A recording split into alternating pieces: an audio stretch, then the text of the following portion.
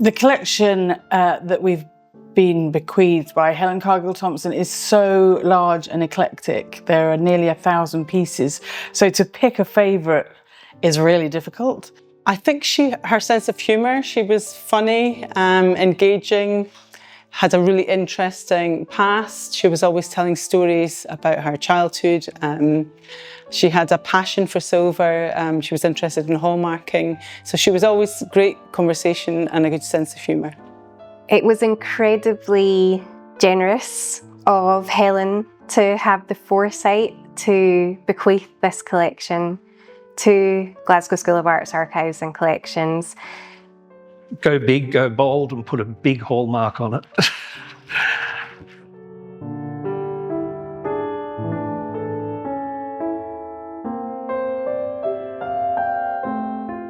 I got to know Helen through her visiting degree shows, and we became pretty good mates. But in March 2019, I started to undertake an inventory of her collections. So I was going around to her home, her wonderful home, every Wednesday afternoon and spending 4 or 5 hours up in the drawing room, opening boxes and looking at the work that she'd collected over the last 30 to 40 years. An extraordinary collection, and to have the time and the opportunity to sit down with Helen and discuss the work and understand what motivated her as a collector was really exciting and really interesting. I remember asking her why she started collecting, and it goes back to her childhood. When she first moved back to the UK from Burma, I think she was 4.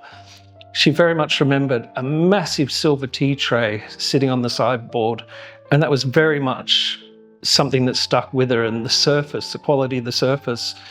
And interestingly, that was one of the objects. A lot of her work was the work she collected, but there are a few pieces of family silver that she was very keen to include in the collection, and that silver tray is one of the pieces. This bequest from Helen Cargill Thompson is incredibly important to the school. Prior to receiving this, we didn't really have very much silversmithing and jewellery in the collection. Our collection is really broad and it covers all sorts of disciplines within the school, but the actual metalwork and silversmithing and jewellery was pretty small. So this collection is incredibly important. We're so lucky that Helen spent so many times being a patron to the school, visiting the degree shows, collecting, and keeping all that private, I guess, until the moment that she passed, and then that was bequeathed to the school. So it's such a generous and important collection that we are dying to make accessible to the public and to the students and staff. I think it was eclectic. Her passion was very varied. She collected historical pieces all the way up to contemporary pieces of work. So there wasn't one genre in particular that she was interested in. What I would say is the overarching theme is that silver. She loved silver as a material. As a patron, Helen was incredibly supportive of our students. Thinking about degree shows, when she came and we'd wander around and look at the work, often discussions about the quality and the techniques used in the work were important to Helen. And she would choose pieces, significant pieces from degree shows, but there was always a quirky one that she just couldn't resist. And no matter what the discussion was, she would just look me in the eye and say, "Michael, I'm having this piece." I think one of the main things that we notice is when there's a patron like Helen, it's probably the first time students have sold a substantial piece of work, and a piece of work that they're proud of, so a piece in their graduate show.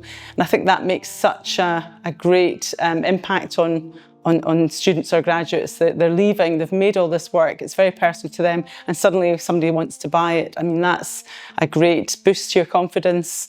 And she was always very generous about letting them take that work on to other exhibitions, whether it be New Designers in London or other shows. So she wasn't precious about the work being held in her own house or in her own collection. She was happy for it to be lent and used to promote the silversmiths and get these careers off off the ground. So yeah, it's actually really important, I think, to have people who are prepared to invest in new makers and not just makers that are known in the field.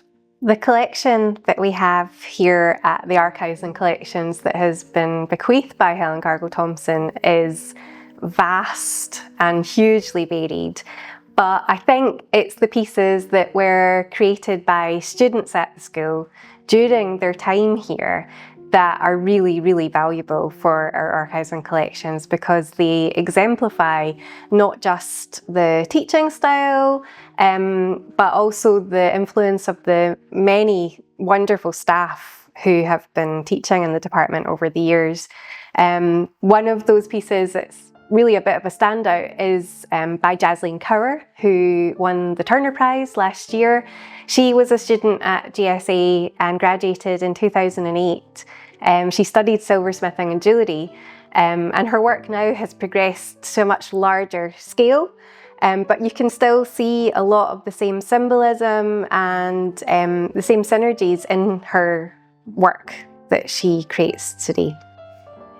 I think she would have been thrilled to see it all together. She was very keen that the collection was kept as a whole, and also to see the sort of seriousness, I guess, we're taking, and we're taking care. I think it's not something that's sitting in boxes, not being looked at. We're really, really keen to get this archive out and in the public realm, whether it's for other arts institutions or historians. There's a massive legacy there and an archive that's valuable to all sorts of different kinds of people and institutions. So, yeah.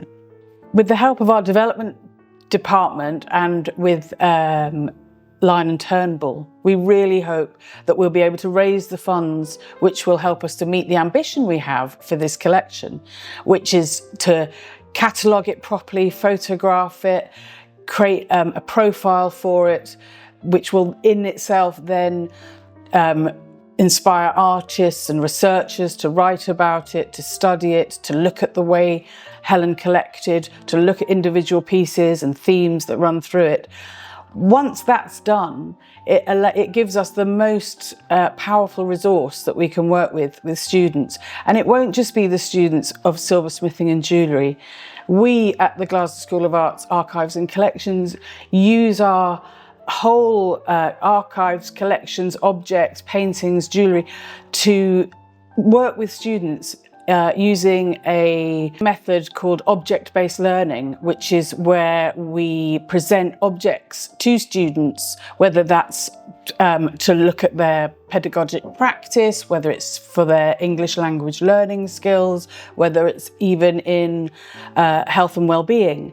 But we relinquish authority over the object, unlike a lot of museums where we will obviously describe what something is, how it was made, what it depicts, and the history of it. But when we do object-based learning sessions, we withhold that information and we allow users to have sensory experiences with the objects, to decide what they think it is, what it means to them, and to create their own kind of descriptor, their own definition about what an object is. So in the context of pedagogy and teaching and learning at art school, this collection will have repercussions across the board, across all the different disciplines that we teach.